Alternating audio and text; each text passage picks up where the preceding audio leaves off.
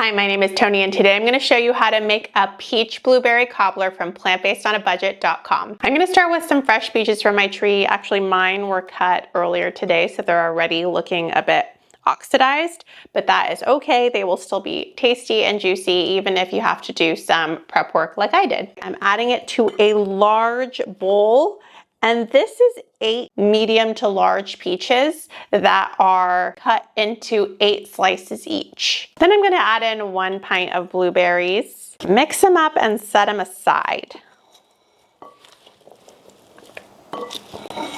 And in a small bowl, I'm going to combine the rest of the filling ingredients. This is 1/4 cup of brown sugar.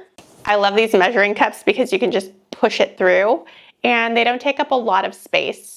I will include the link down below for the ones that I use, but they are really handy. Now I'm adding in 1/2 teaspoon of salt. I'm just using the one I have on hand. I'm out of regular iodized table salt, so I'm using this Himalayan salt. This is 1/2 teaspoon of cinnamon. If you want, you can also add in a bit of nutmeg, but I'm gonna skip it today. I'm not the biggest fan of nutmeg. I include it because I know a lot of people like a cobbler with nutmeg. But since I personally am not the biggest nutmeg fan, I am going to skip it this time. Now I'm adding in 3 tablespoons of cornstarch. This will thicken it up in there in the filling. So this is 1 tablespoon. If you don't have cornstarch, you could also use all-purpose flour.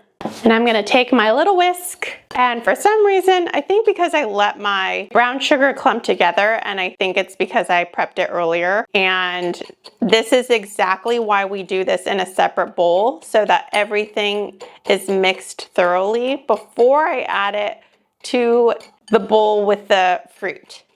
This would be much harder if I had put everything in there, and it may not get mixed as thoroughly. I've made a bit of a mess, but it's mixed enough, and I'm gonna set it aside, bring my fruit back, and add this in along with juice from 1/2 of a lemon. And I'm just gonna squeeze that directly in here, get as much of the juice as I can, and now mix everything up until all the peaches and blueberries are coated in the dry part of the filling.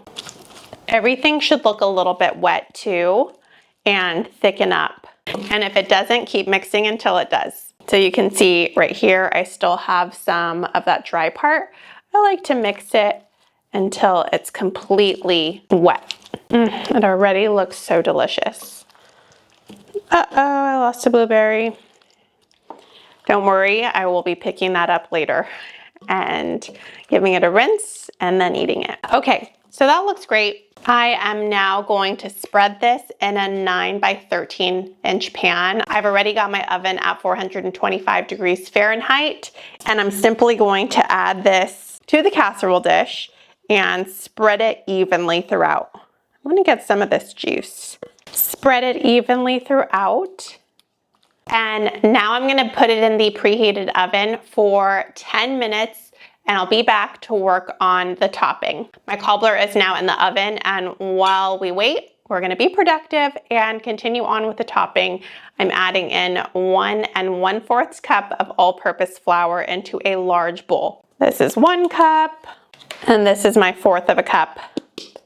Then I'm gonna put in my 1/4 cup of brown sugar. It's really packed, I did it earlier, so I'm just gonna make sure I fluff it out so it doesn't get all stuck together like you saw in my filling. Usually, if you had kept it fresh and not prepped it in advance, you would be able to just plop it in there, but I don't want mine to get stuck, as I mentioned, as it did before, and become even harder to break up. So I'm gonna do it while it's in the measuring cup. And if you're ever in that position too, you can do the same. Looks good, all fluffy. Gonna add in 2 teaspoons of baking powder. 1/4 teaspoon of salt and 1 teaspoon of cinnamon. I love these measuring spoons because they have the regular circle one and then one that's more slender that fits into these jars like this. I'll include the link for the ones I use. I've got a bunch of them in my kitchen I use different measuring spoons. They're not as pretty. And this one is shiny, but my others are silver. I'll put both of them. And they also magnetic, so you can nest them and keep them all together, which I really like. Now I am going to mix all these ingredients quickly. This is my powerful whisk. I really like it because it has so many layers of the whisk wires. I'll show it to you. You get a better look. I really like this whisk. I'm gonna set it aside. Now I'm using my Earth Balance butter stick. This is 6 tablespoons. I like using these sticks because they are pre-measured, so you just have to cut exactly what you need. And I am simply gonna remove the wrapping. And on a cutting board, I'm gonna start dicing it. This is cold vegan butter. And I'm gonna do a little bit of this. As you all know, I am not the best baker, so please don't judge my baking butter dicing skills. Okay, from here, I'm just gonna chop it now. It doesn't have to be pretty or precise for this part, just diced. And now I'm gonna add it to my topping bowl. And using a pastry cutter, I am going to keep cutting it until it turns into a sandy texture. I'm simply using the shape of the pastry cutter to the full advantage by starting on one end and rotating it to the other.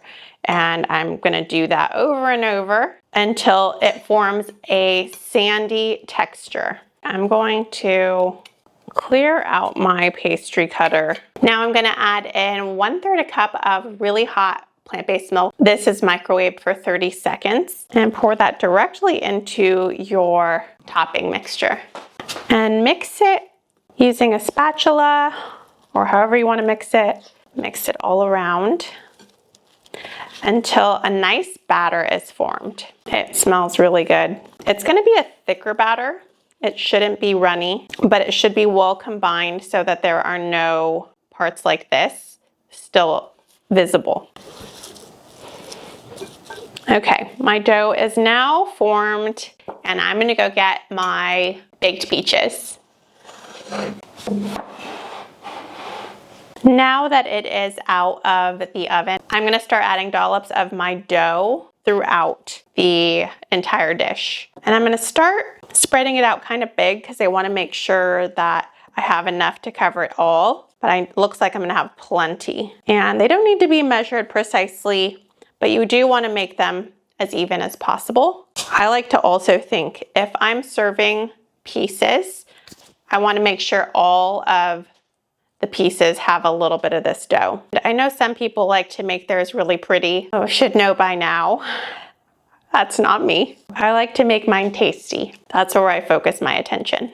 Oh, I cannot wait. It smells really good already, since the peach mixture has been partially baked. After this, we're gonna bake it for another 25 to 30 minutes in that preheated oven. That's at 425 degrees Fahrenheit. Now I'm just looking for open spaces. This looks fantastic.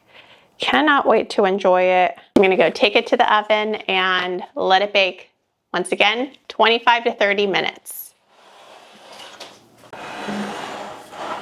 My cobbler is now done and it looks so beautiful. I let it cool on the stove for about an hour, which is why I'm able to touch the hot baking dish, but it's still very warm and would be fantastic if I had some vegan vanilla ice cream, but I bet you it's going to be amazing on its own too. What's awesome about this is that if you don't have peaches, you can also use nectarines. I think I mentioned earlier that you can use white peaches also. I used yellow because that's what I have on my tree, but you can use whichever other stone fruits that you have, like apricots would probably do the job. Definitely nectarines, definitely white peaches, and all of them will be so tasty. You can see here that it has thickened up, and that is what we wanted. It was a little bit runny when I had it out for 10 minutes only, but once I put it back in the oven, I knew it was gonna thicken up. So be patient. and everything will work out. I am now going to serve myself a slice, and I'm gonna take this one right here. Oh, it looks so beautiful and delicious. I'm gonna give it a try. That is so, so, so good. I cannot wait to share this. I hope you enjoy it. Please let me know if you make it in the comments below, and if you make any modifications, I'd love to hear those too. I'm putting the link to the printable recipe in the caption below, and I hope you have a wonderful day. Bye.